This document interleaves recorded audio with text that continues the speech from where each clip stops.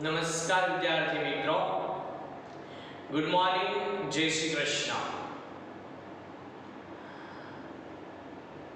હું અગ્રવત હિતેશ આપ સૌ વિદ્યાર્થી મિત્રોનો સંસ્કારિક શાળા પરિવાર વતી આયોજિત ઓનલાઈન શિક્ષણ પ્રણાલીની અંદર આપ સૌ વિદ્યાર્થી મિત્રોનું ખૂબ ખૂબ હાર્દિક સ્વાગત કરું છું. ધોરણ 12 ની અંદર વિષય ઇકોનોમિક્સ અર્થશાસ્ત્રની અંદર છે આપણે મિત્રો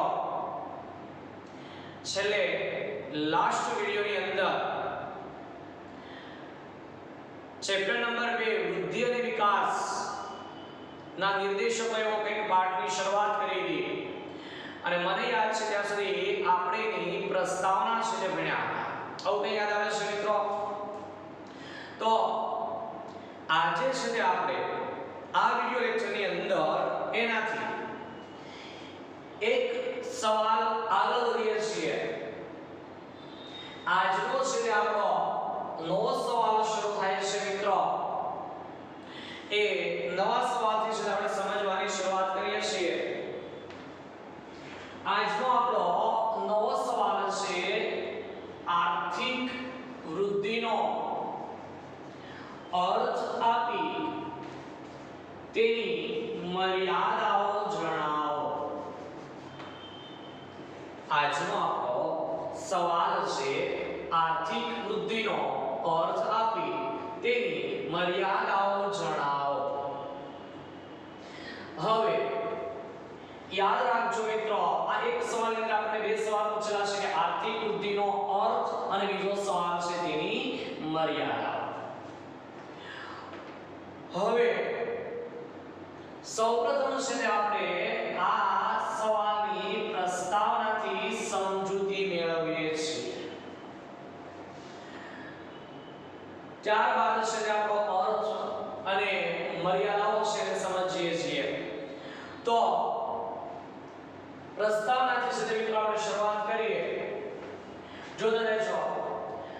આર્થિક વૃદ્ધિને અર્થતંત્રમાં લાંબા ગાળા સુધી, યાદ રાખજો, આર્થિક વૃદ્ધિને અર્થતંત્રમાં ક્યાં સુધી? લાંબા ગાળા સુધી ચીજવસ્તુઓના કુલ ઉત્પાદનમાં વધારો થાય તેની સાથે સંબંધ હશે.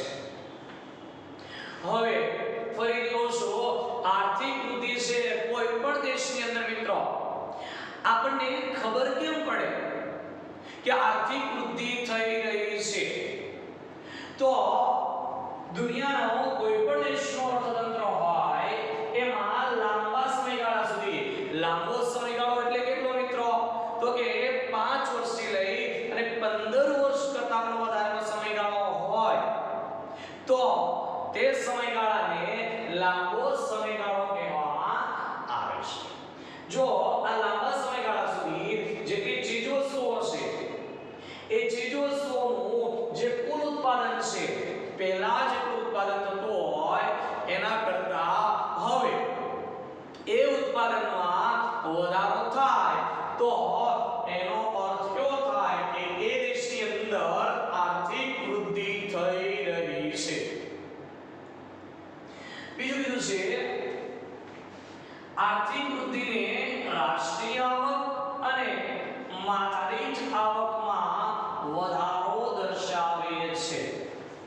બીજું આપણને કેમ ખબર પડે મિત્રો કે કોઈ પણ દેશની અંદર છે આર્થિક વૃદ્ધિ થઈ રહી છે તો બે બાબતો અને બે પરિમાણો છે એની અંદર છે ફેરફાર થતો હોય તો એનો સીધો અર્થ એવો થાય કે એ દેશમાં આર્થિક વૃદ્ધિ થઈ રહી છે. કયા બે પરિબળો? તો કે રાષ્ટ્રીય આવક અને માથાદીઠ આવક. રાષ્ટ્રીય આવક મને કે મિત્રો યાદ કરો, ધોરણ 11 ની અંદર તમને ચેપ્ટર નંબર 9 છે તે ભણાવ્યું હતું, રાષ્ટ્રીય આવક વાળું. આખું ચેપ્ટર તો આપણું રાષ્ટ્રીય આવક વાળું. તો આખા દેશની જે કુલ ટોટલ આવક હોય એને કહેવાય રાષ્ટ્રીય આવક કહેવાય. અને માથાદીઠ આવક એટલે પર કેપિટા ઇન્કમ, પ્રતિ એક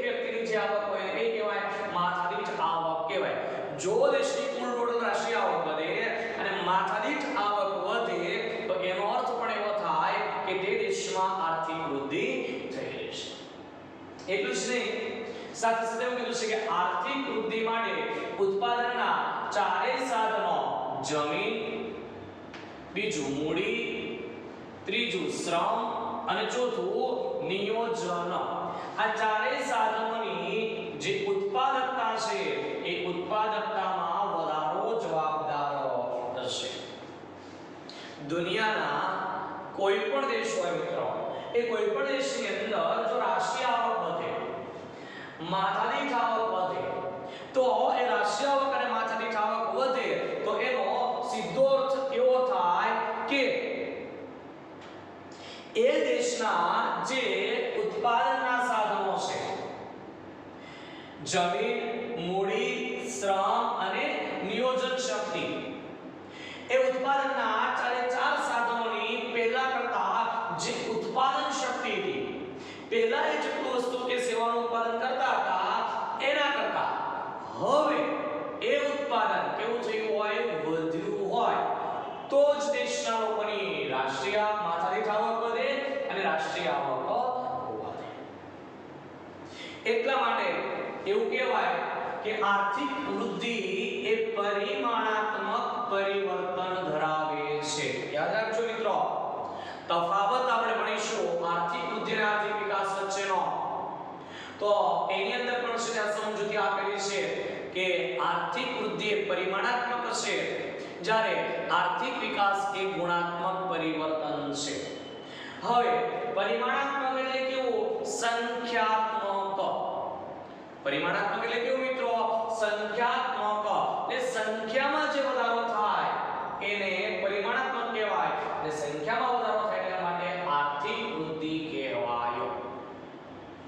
એમાં આગળ આપણને છેલ્લે કીધું છે કે આર્થિક વૃદ્ધિ દ્વારા દુનિયાના કોઈ પણ બે દેશો હોય એની આપણે તુલના કરવી હોય તો દુનિયાના કોઈ પણ બે દેશોની તુલના કરવામાં આપણને આર્થિક વૃદ્ધિનો ખ્યાલ એ સૌથી વધારે ઉપયોગી છે તે થાય છે. તો આ પ્રસ્તાવના છે મિત્રો. હવે આપણે ધીમે ધીમે છે તે આર્થિક વૃદ્ધિ છે તે કોને કહેવાય એના અર્થ તરફ છે લઈ જઈએ છીએ.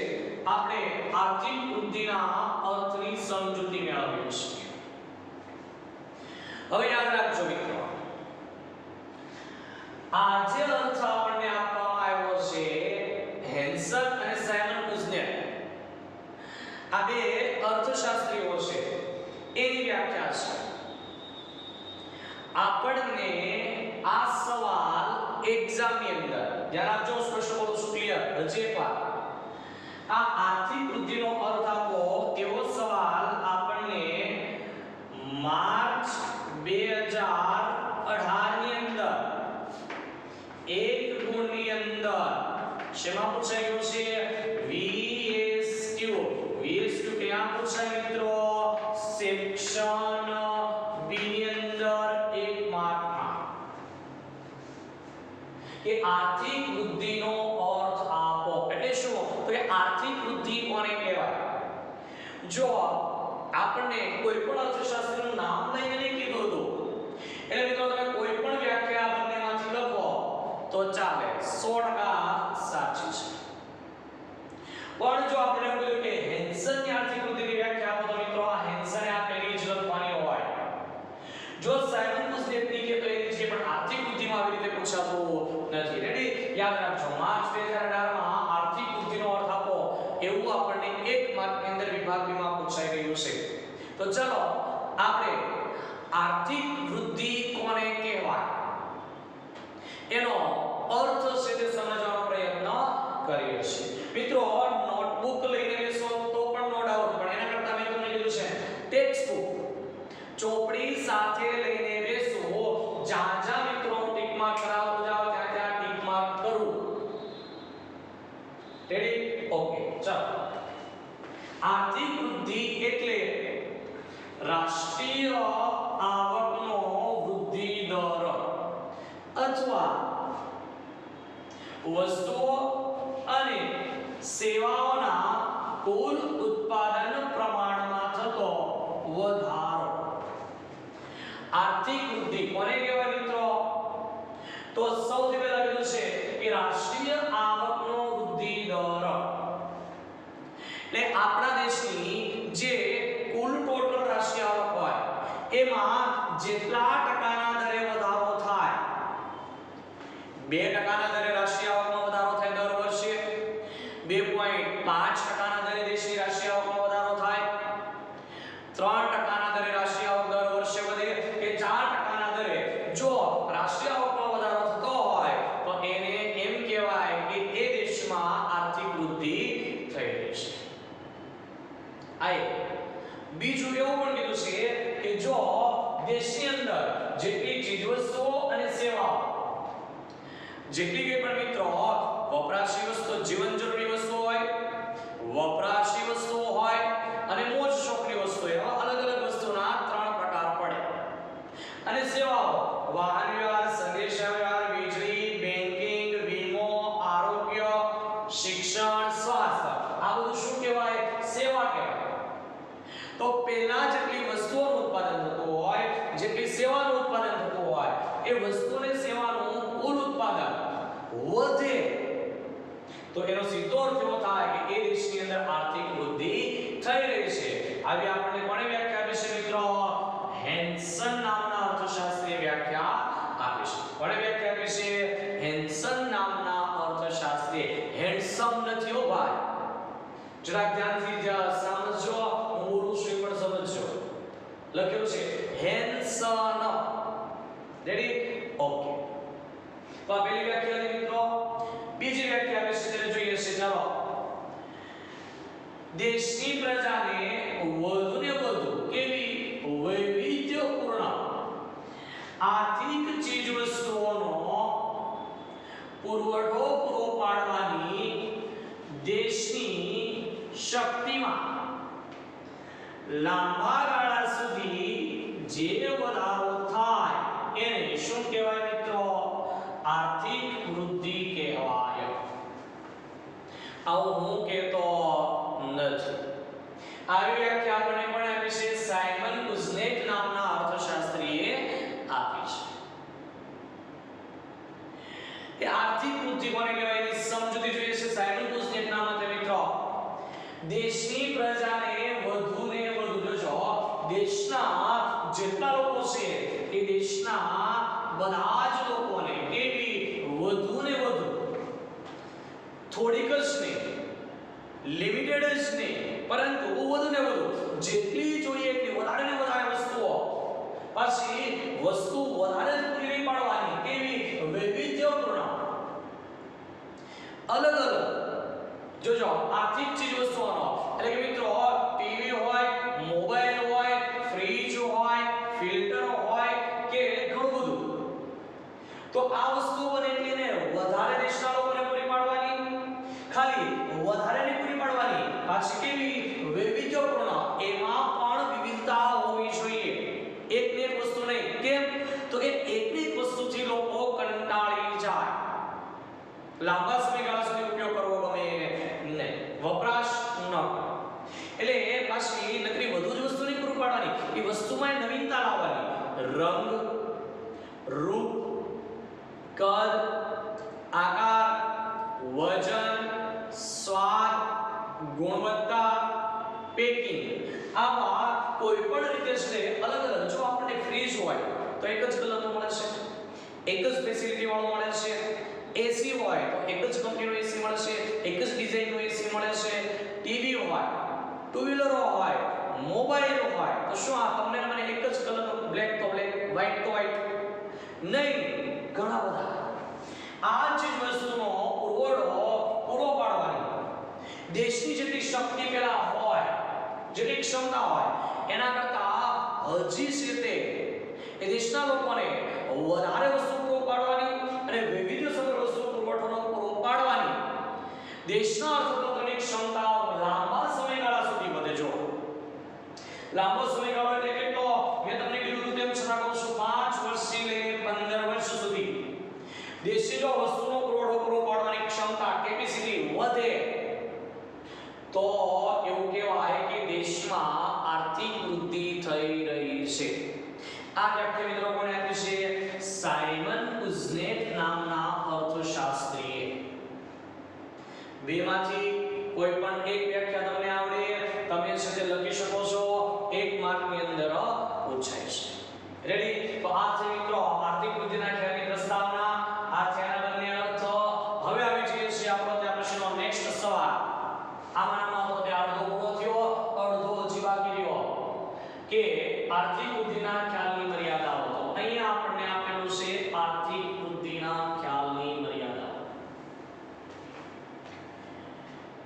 કોઈ પણ ખ્યાલ હોય મિત્રો, જેની અગત્યતા હોય, જેની ઉપયોગિતા હોય, એમ એ દરેક ખ્યાલની મર્યાદાઓ પણ હોય જ છે. તો આર્થિક વૃદ્ધિનો ખ્યાલ છે એની પણ અહીંયા આપણને કેટલીક મર્યાદાઓ આપી છે, એને આપણે સમજવાનો પ્રયત્ન કરીએ છીએ. એમાં સૌપ્રથમ પહેલી મર્યાદા કીધી છે કે આર્થિક વૃદ્ધિમાં માત્ર પરિમાણાત્મક પરિવર્તનો જ ધ્યાનમાં લેવાય છે. કેવા? તો જો આર્થિક વૃદ્ધિ છે તે મિત્રો હવે આપણે સમજ્યા અને હજી સમજીશું પણ ઘણું બધું. પણ એની સૌથી પહેલી મર્યાદા એટલી છે કે માત્ર ને માત્ર પરિમાણાત્મક સંખ્યામાં વધારો થાય. જો આવું કીધું, માથાની આવક વધે, રાષ્ટ્રીય આવક વધે, કુલ ઉત્પાદન વધે, સંખ્યામાં વધારો થાય એ દર્શાવે, એની સમજૂતી આપે. પણ ગુણવત્તામાં સુધારો થાય, સંસ્થાકીય પરિબળોમાં ફેરફાર થાય, એની સમજૂતી આર્થિક વૃદ્ધિ આપતું નથી. એની સૌથી પહેલી મર્યાદા. ત્યાર પછી આપણને બીજી મર્યાદા કીધી છે કે આ ખ્યાલ એટલે કે આર્થિક વૃદ્ધિનો ખ્યાલ રાષ્ટ્રીય આવક અને માથાદીઠ આવકમાં વધારો દર્શાવે છે, જ્યારે સંસ્થાકીય અને મનોવૈજ્ઞાનિક વલણો યથાવત રહે છે. આર્થિક વૃદ્ધિની પ્રક્રિયા દરમિયાન આર્થિક વૃદ્ધિના ખ્યાલની સમજૂતીમાં પણ શું કીધું છે કે દેશની જે કુલ ટોટલ રાષ્ટ્રીય આવક છે એની સમજૂતી આર્થિક વૃદ્ધિનો ખ્યાલ આપે છે કે ભાઈ દેશની જે કુલ રાષ્ટ્રીય આવક હતી એમાં વધારો થયો કે કેમ. બરાબર છે? બીજું કીધું છે માથાદીઠ આવક, દેશના લોકોની પર કેપિટા ઇન્કમ એટલે કે પ્રતિ એક વ્યક્તિની એક વર્ષની જે આવક હતી એ વધી કે નહીં એની સમજૂતી પણ આર્થિક વૃદ્ધિનો ખ્યાલ આપે. પણ આ એક જ સાઈડ થઈ, સંખ્યાત્મક વધે તે. બીજી બાબતો કીધી છે કે સંસ્થાકીય અને મનોવૈજ્ઞાનિક વલણો યથાવત રહે. આર્થિક વૃદ્ધિ થાય ત્યારે દેશની આર્થિક સંસ્થાઓ હોય, સામાજિક સંસ્થાઓ હોય, રાજકીય સંસ્થાઓ હોય, તો એની અંદર જે કંઈ પણ ફેરફારો થાય એ આર્થિક વૃદ્ધિ સમજાવતું નથી અને આર્થિક વૃદ્ધિમાં ફેરફારો થતા પણ નથી. બીજું કીધું છે મનોવૈજ્ઞાનિક વલણ, દેશના લોકોના જે રીત રિવાજો, રૂઢિઓ, પરંપરાઓ, માન્યતાઓ, વિચારો, મનોવલણ, આમાં જે ફેરફારો છે થવા જોઈએ એ પણ આર્થિક વૃદ્ધિની પ્રક્રિયા દરમિયાન થતા નથી અને આર્થિક વૃદ્ધિનો ખ્યાલ એ સમજાવતું પણ નથી. એટલા માટે આર્થિક વૃદ્ધિના ખ્યાલની એક બીજી મર્યાદા છે. આગળ આપણને કીધું છે ત્રીજી મર્યાદા, આર્થિક વૃદ્ધિનો ખ્યાલ મર્યાદિત છે. કેમ? કારણ કે ઉત્પાદનમાં થતો વધારો અને વધારાનું પ્રમાણ જ દર્શાવે છે. આર્થિક વૃદ્ધિનો ખ્યાલ એ લિમિટેડ છે, મર્યાદિત છે. કેમ? એટલા માટે કે આર્થિક વૃદ્ધિનો ખ્યાલ શું દર્શાવે છે મિત્રો? જોજો, ઉત્પાદનમાં થતો વધારો, ચીજવસ્તુ કે સેવાનું ઉત્પાદન વધ્યું કે નહીં? હા. તો બીજું કીધું છે વધારાનું પ્રમાણ વધ્યું, તો કેટલા ટકા વધ્યું, કેટલા લાખ ટન વધ્યું, એનું જ છે તે નિર્દેશ આપણને આર્થિક વૃદ્ધિનો ખ્યાલ છે તે કરે છે. એટલે બે જ બાબત દર્શાવે આર્થિક વૃદ્ધિ. કઈ? એક હા કે ના? જો હા ઉત્પાદનનું પ્રમાણ વધ્યું તો કેટલું વધ્યું તે બે બાબતોની સમજૂતી આપણને આપે છે. એની સિવાયના અન્ય ગુણવત્તામાં ફેરફાર થાય, સંસ્થાકીય, મનોવૈજ્ઞાનિક, તો એની સમજૂતી આપતો નથી. ત્યાર પછી ચોથી મર્યાદા આપણને કીધી છે કે લોકોનું કલ્યાણ અને તેમાં થતો વધારો જાણી શકાતો નથી. ચલો, દેશની અંદર માથાદીઠ આવક વધી, રાષ્ટ્રીય આવક વધી, તો સીધી વસ્તુ છે મિત્રો કે તમારી કે મારી માથાદીઠ આવક વધે, આખા દેશના તમામ લોકોની આવક વધે એટલે રાષ્ટ્રીય આવક પણ વધી. પણ તમારી મારી આવક વધવાથી, દેશના બધા જ લોકોની આવક વધવાથી દેશના લોકોનું કલ્યાણ, પરિસ્થિતિમાં સુધારો થયો કે નહીં? જો સુધારો થયો તો કેટલો થયો એ આર્થિક વૃદ્ધિના ખ્યાલ દ્વારા ક્યારેય જાણી શકાતો નથી. એટલા માટે પણ આર્થિક વૃદ્ધિનો ખ્યાલ એ લોકોનું કલ્યાણ કેટલું થયું એ જાણવું હોય તો એમાં ઉપયોગી થતો નથી. તો આ છે મિત્રો બીજો આપણો એમ કહેવાય કે સવાલ હતો અડધો, કે આર્થિક વૃદ્ધિના ખ્યાલની મર્યાદાઓ. એની અંદર ચાર મર્યાદાઓ જે આપણને આપેલી કે આ 1, આ 2, આ 3 અને આ 4. રેડી? યાદ રાખજો, આ સવાલ આપણને એક્ઝામની અંદર 2 ગુણમાં પૂછાય છે. 2 ગુણની અંદર એટલે કયો સેક્શન છે મિત્રો? સેક્શન સી ની અંદર. કયા સેક્શનમાં પૂછાય? સેક્શન સી માં. 2 માર્કની અંદર કે આર્થિક વૃદ્ધિના ખ્યાલની મર્યાદાઓ જણાવો. તમારે સમજાવવાનું નથી, માત્ર 4 મુદ્દા લખવાના છે. 2 ગુણની અંદર પૂછાય ત્યારે આ 4 મુદ્દા માત્ર લખવાના છે. રેડી? ક્લિયર? ઓકે. ચલો, તો નવા સવાલ તરફ આગળ વધીએ છીએ આપણે. આપણો બીજો સવાલ છે મિત્રો આર્થિક વિકાસનો અર્થ આપી તેની મર્યાદાઓ અને લક્ષણો જણાવો. આગળનો સવાલ કીધો છે આપણને કે આર્થિક વિકાસનો અર્થ આપી આર્થિક વિકાસની મર્યાદાઓ અને આર્થિક વિકાસના લક્ષણો જણાવો. સૌપ્રથમ આપણને પ્રસ્તાવના આપી છે એને જોઈએ છીએ આપણે. તો જોતા રહેજો મિત્રો, આપણે જેમાં આર્થિક વૃદ્ધિનો ખ્યાલ સમજ્યા એની અંદર પણ આપણે સૌપ્રથમ પ્રસ્તાવના જોઈ હતી. એમાં આર્થિક વિકાસના ખ્યાલને સમજતા પહેલા પણ એની પ્રસ્તાવના છે એને આપણે સમજી લઈએ છીએ. જોઈએ છે પ્રસ્તાવના મિત્રો. એશિયા, આફ્રિકા અને લેટિન અમેરિકાના દેશો વર્તમાન સમયમાં આર્થિક વિકાસ સાધવા માટે પ્રયત્નશીલ બન્યા હશે.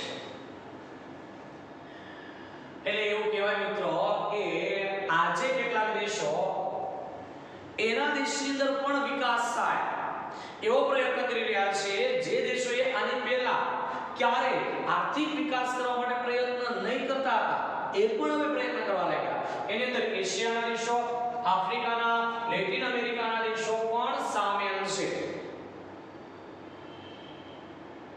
વેનેઝુએલા હોય, બોલિવિયા હોય, આ બધા લેટિન અમેરિકાના દેશો છે. હવે પ્રશ્ન આપણને એવો થાય કે કેમ આ દેશો પણ આર્થિક વિકાસને મહત્વ આપી રહ્યા છે, આર્થિક વિકાસ માટે પ્રયત્ન કરી રહ્યા છે? તો એટલા માટે કે વિકાસ એ સુખાકારી પ્રાપ્ત કરવાનું સાધન હશે. દુનિયાના કોઈ પણ દેશના લોકોનું કલ્યાણમાં વધારો કરવો હોય, સુખાકારીમાં વધારો કરવો હોય, એના દેશના લોકો અત્યારે જે જીવન જીવી રહ્યા છે એની ગુણવત્તા સુધારવી હોય તો એના માટે આર્થિક વિકાસ સિવાય બીજો કોઈ રસ્તો નથી. અને એટલા માટે જ મિત્રો આપણે હમણાં લક્ષણો ભણીશું ત્યારે આવશે કે આર્થિક વિકાસ એ કેવી પ્રક્રિયા છે? સતત ચાલતી પ્રક્રિયા હશે. આર્થિક વિકાસ એ કેવી પ્રક્રિયા છે? સતત ચાલતી પ્રક્રિયા હશે. એકવાર આર્થિક વિકાસ શરૂ થાય મિત્રો, પછી એને રોકી શકાતો નથી, બંધ થઈ જતો નથી. એ એક પછી એક ધીમી પણ ચોક્કસ ગતિએ ચાલતી પ્રક્રિયા છે. એટલે કીધું છે કે આર્થિક વિકાસમાં આર્થિક વૃદ્ધિ, સુખાકારી અને પ્રગતિ એ સમાઈ જાય છે. જો દુનિયાના કોઈ પણ દેશની અંદર, પછી ભારત હોય, અમેરિકા હોય કે અન્ય કોઈ પણ દેશ હોય, ભારત છે, ચાઇના, શ્રીલંકા, તો આ દેશોની અંદર કે કોઈ પણ દેશની આર્થિક વિકાસ થાય તો એ દેશની અંદર એટલે એ આર્થિક વિકાસના ખ્યાલમાં આર્થિક વૃદ્ધિ પણ આવી જાય. આર્થિક વિકાસ થાય એટલે આર્થિક સુખાકારી, દેશના લોકોની સુખાકારી અને કલ્યાણમાં પણ વધારો થાય અને તે દેશની પ્રગતિ એટલે એ દેશ પહેલા કરતા આપણી ભાષામાં કહે તો વધારે સફળતો આગળ પણ વધે દરેક બાબતોમાં, સામાજિક, ધાર્મિક, આર્થિક, સંસ્થાગત, મનોવલણ દરેક બાબતો. એટલા માટે એવું કહેવાય મિત્રો કે આર્થિક વિકાસની પ્રક્રિયા દરમિયાન પરિમાણાત્મક અને ગુણાત્મક બંને પરિવર્તનો થાય છે. આર્થિક વિકાસ થાય ત્યારે બંને પરિવર્તનો થાય. કયા બંને પરિવર્તનો થાય? પરિમાણાત્મક પરિવર્તન પણ થાય અને ગુણાત્મક પણ થાય. એટલે સંખ્યાત્મક અને સંખ્યામાં જે વધારો થાય એ પણ આર્થિક વિકાસની અંદર થાય અને ગુણાત્મક એટલે જે સંસ્થાકીય અને મનોવૈજ્ઞાનિક વલણો છે એમાં પણ ફેરફાર આવે. ટેકનોલોજીની શોધ થાય અને નવી ટેકનોલોજી પણ આવે. ક્યારે? જ્યારે આર્થિક વૃદ્ધિ આર્થિક વિકાસ થાય ત્યારે. આર્થિક વૃદ્ધિમાં માત્ર સંખ્યાત્મક અને પરિમાણાત્મક પરિવર્તન જ આવે. રેડી? ઓકે.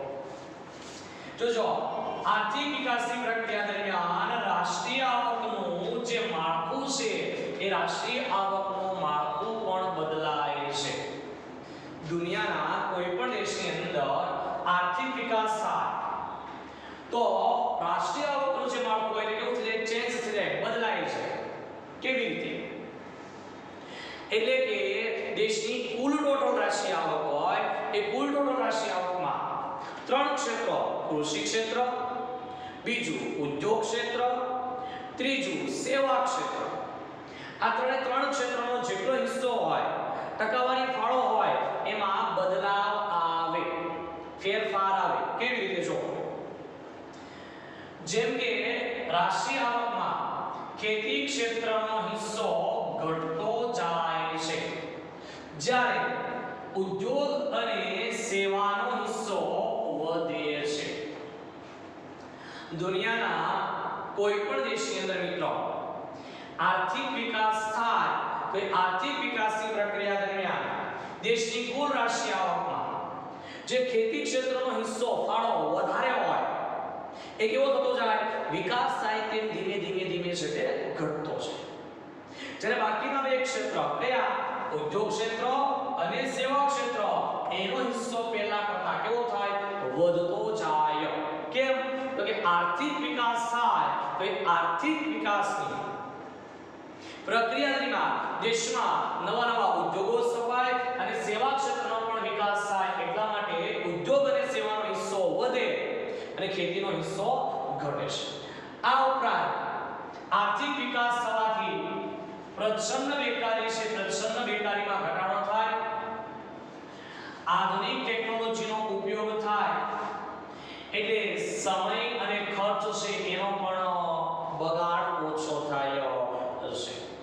જોજો મિત્રો, કીધું છે કે ઉદ્યોગ અને સેવા ક્ષેત્રનો વિકાસ થાય એટલે ખેતી ક્ષેત્રે રોકાયેલા જે લોકો હતા એ હવે ઉદ્યોગ અને સેવામાં રોજગારી મેળવશે.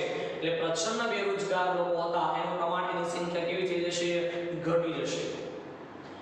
અને બીજું, આધુનિક યંત્રો અને ટેકનોલોજીનો ઉપયોગ કર્યો એટલે ઓછા સમયમાં ઓછા ખર્ચે ઝડપથી અને વધારે ઉત્પાદન કરી શકાશે. એટલે સમય અને ખર્ચમાં પણ ઘટાડો થાય છે. આર્થિક વિકાસ આવા પરિવર્તનો આવે, ફેરફારો આવે તો સીધો અર્થ એવો થાય કે આપણા દેશમાં આર્થિક વિકાસ થઈ રહ્યો છે. આ ઉપરાંત છેલ્લે કીધું છે કે ઉત્પાદન, સંસ્થાકીય માળખું આમાં પણ ફેરફાર આવે, બદલાય.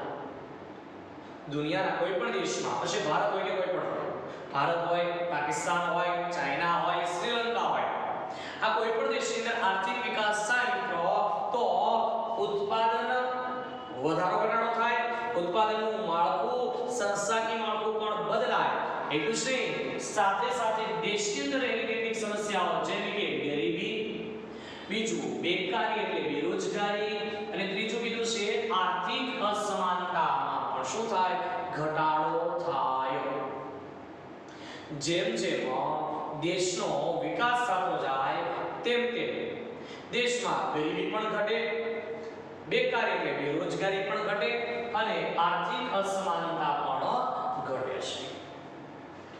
તો મિત્રો આની સાથે જે છે તે આપણી આ જે આર્થિક વિકાસનો અર્થ અને તેની મર્યાદાના લક્ષણોના સવાલની જે પ્રસ્તાવના હતી એ પ્રસ્તાવના છે તે અહીંયા સંપૂર્ણપણે પૂરી થઈ છે. તો આજના જે આ વિડિયો છે એ વિડિયોની અંદર તમારું હોમવર્ક શું છે ધ્યાનથી સાંભળજો મિત્રો, બરાબર છે. આજનું તમારું હોમવર્ક છે આર્થિક વૃદ્ધિના બંને અર્થ. કોણે કોના? હેન્સન અને સાયમન કુઝનેર. આ બંનેના અર્થ અને આર્થિક વૃદ્ધિની મર્યાદાઓ, આ બે વ્યાખ્યાઓ અને મર્યાદાઓની અંદર ચાર મર્યાદાઓ, આટલું તમારે ઇકોનોમિક્સની, અર્થશાસ્ત્રની, આપણા વિષયની પાકી નોટબુક, ફેર નોટબુક તમે જેને કહો છો, એમાં તમારે લખવાનું છે. એક સવાલ એટલે એક વ્યાખ્યા, બીજી વ્યાખ્યા અને ચાર મર્યાદાઓ. ખાલી લખવાનું જ નથી, યાદ રાખજો, સાથે કમ્પ્લીટ મોઢે પણ કરવાનું છે. નેક્સ્ટ ટાઈમ નોટબુક બતાવવાનું આવશે મિત્રો, ત્યારે ફરજિયાતપણે આ સવાલો તમને બધાને અલગ અલગ પૂછીશ. નહીં આવડ્યું તો લખવાનું રહેશે, એની સજાઓ અલગ અલગ રહેશે. રેડી? ઓકે. તો લખવા માટે તો આવશે મિત્રો, એટલે એવું નહીં કહેતા કે સર મોઢે નહીં કર્યું તો કેમ લખવા માટે આપ્યું, બરાબર છે. એક વાર, બે વાર, હાઈએસ્ટ 3 વાર લખવા સુધીની આપણે સજા રાખીશું, એનાથી વધારે નહીં. Okay okay. તો આજના સુધી મિત્રો આ વિડિયોની અંદર અહીંયા જ અટકીએ છીએ. નેક્સ્ટ વિડિયોની અંદર છે ફરીથી આપણે આર્થિક વિકાસના અર્થ, મર્યાદાઓ અને લક્ષણોના સવાલને સમજીશું. તો આજના છે તે વિડિયો લેક્ચરની અંદર બસ અહીંયા જ અટકીએ છીએ. અસ્તુ. જય હિન્દ, જય ભારત.